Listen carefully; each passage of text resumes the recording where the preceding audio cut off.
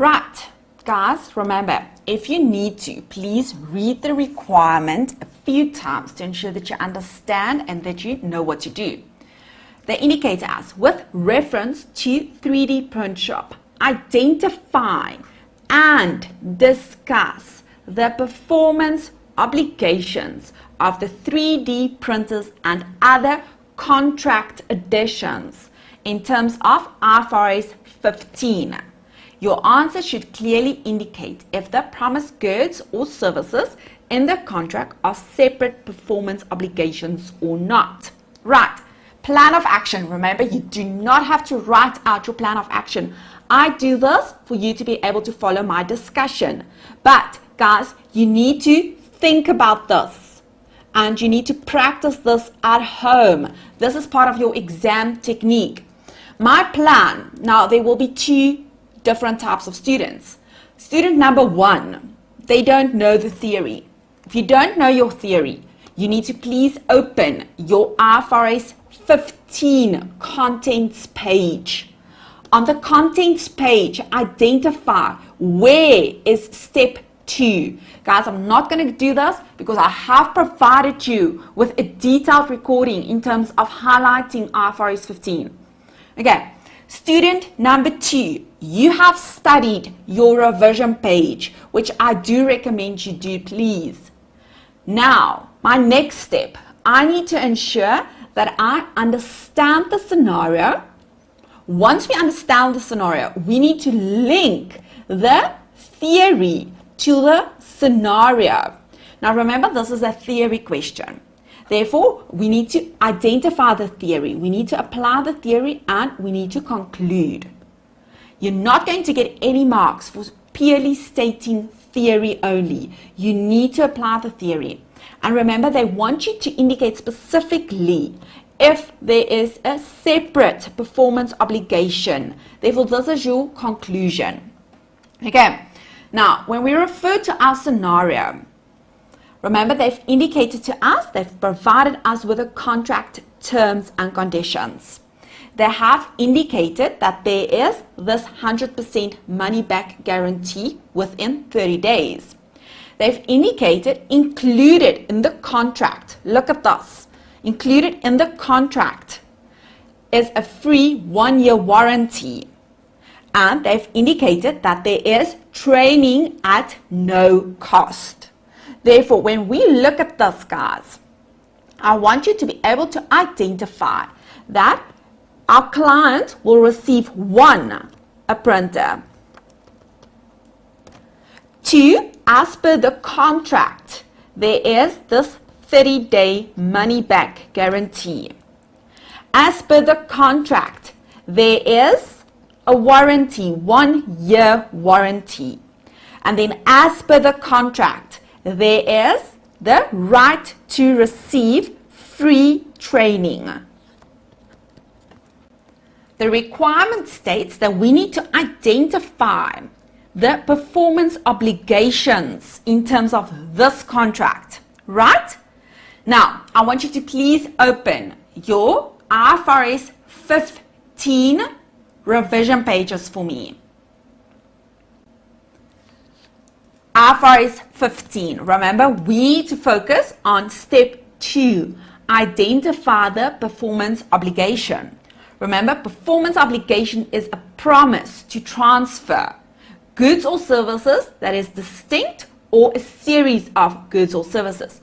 Now guys, something that's not on your revision page, and I want you to please add this for me, is that when you look at the theory questions, they normally start with when you need to identify this. And this is at contract inception.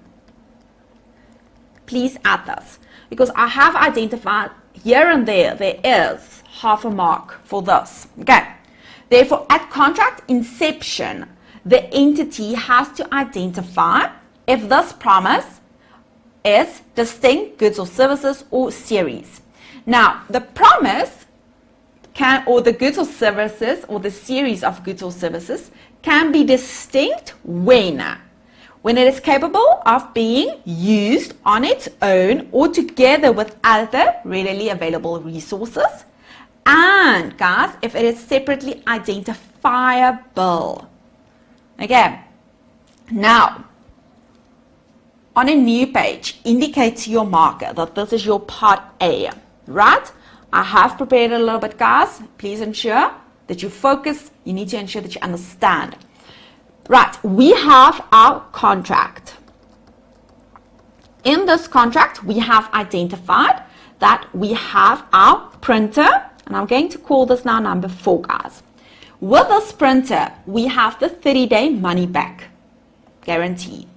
We have the 1-year warranty, full replacement, and we have the training on the use of the printer, which is free of charge.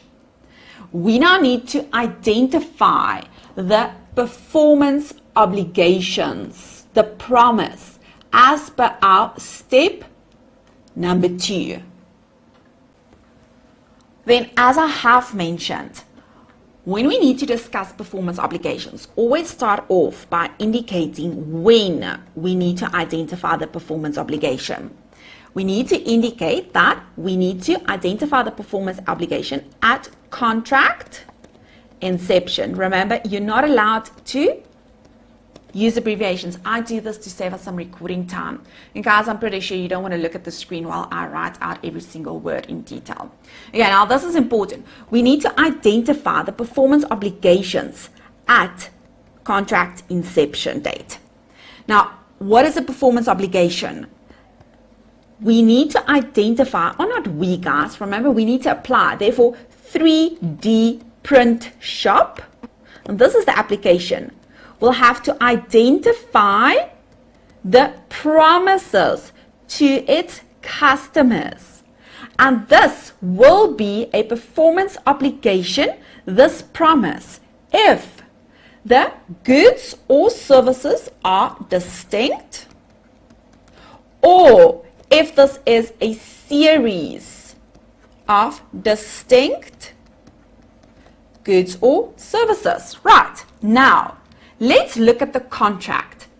Included in this contract, we have our printer, number 4.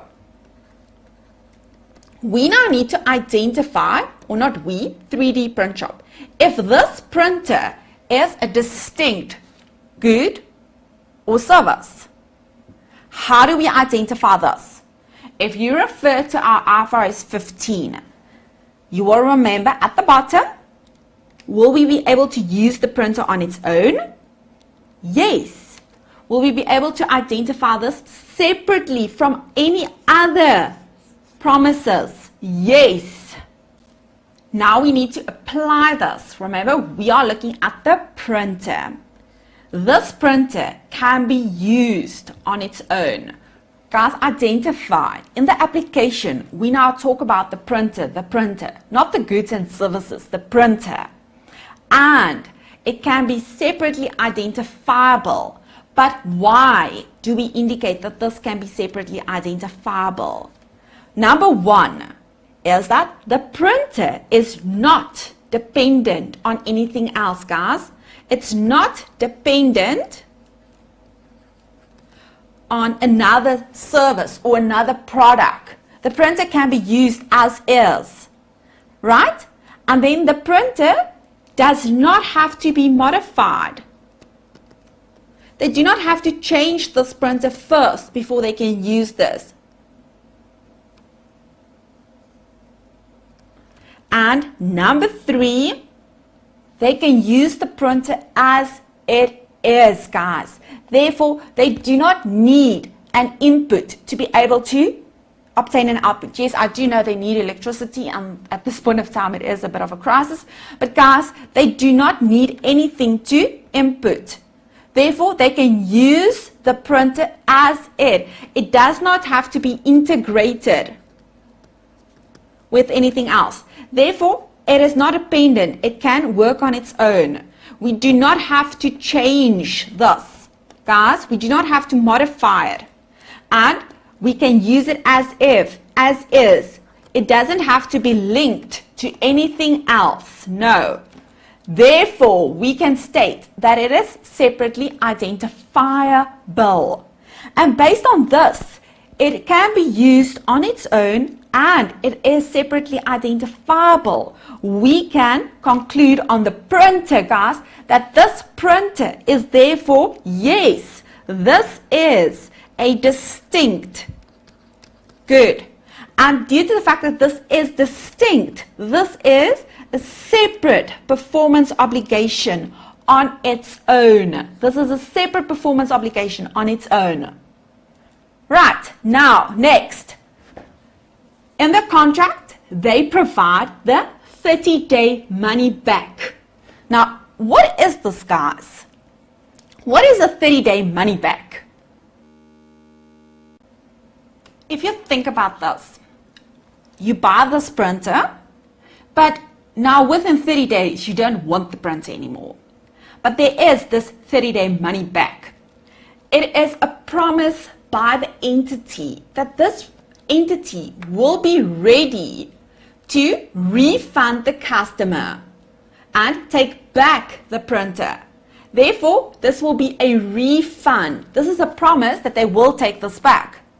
Guys, there's no promise in terms of delivering a distinct good or service. This is a service, technically speaking, when I look at this, okay? Therefore, if you look at this, this is not a distinct good or service, and therefore, this is not a performance obligation. Right, next, we need to look at the 1-year warranty to replace the item should the item not be working as promised.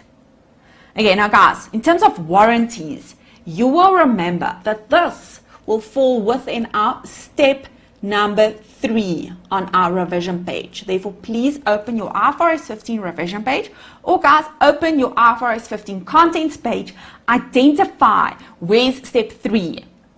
It might help you to actually include separate flags for the different steps.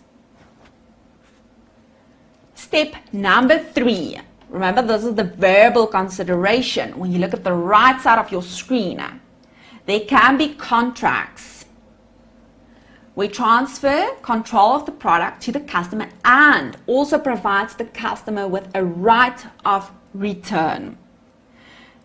Return of goods that are defective, warranties. They have indicated in the scenario specifically that this 1-year warranty is there if this product is defective. Right. Now, when we look at this, we need to ask the first question. Does the customer have an option to purchase the warranty separately? If yes, this is a performance obligation. If no, next question. Does the promised warranty or part of the warranty provide the customer with a service in addition to assurance that the product complies with specifications? Yes, performance obligation. No. Number 3, then they need to recognize IS 37 as this is not a performance obligation. Right. Now, guys, we now need to apply this. First, I want us to discuss, or it is advisable, remember, because you need to apply, what is this warranty? In terms of the contract, this is to supply the customer with assurance that the printer will function, it will work as intended, right? Now, we now need to establish if this warranty is a performance obligation or if we need to recognize an IS 37 provision.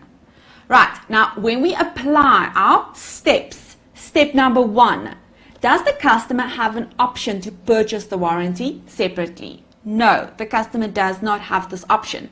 Therefore, we need to indicate the customer does not have the option to purchase this warranty separately. This is with a printer. Number 2, does the promised warranty or part of the promised warranty provide the customer with a service in addition to assurance? Is there an additional service provided here to this assurance? no. We need to indicate this, that there is no additional service. No additional service, only warranty, the assurance. Right. Due to the fact that it is no, not, we need to conclude and state that this is not a performance obligation, and this entity will have to recognize a liability in terms of IS 37.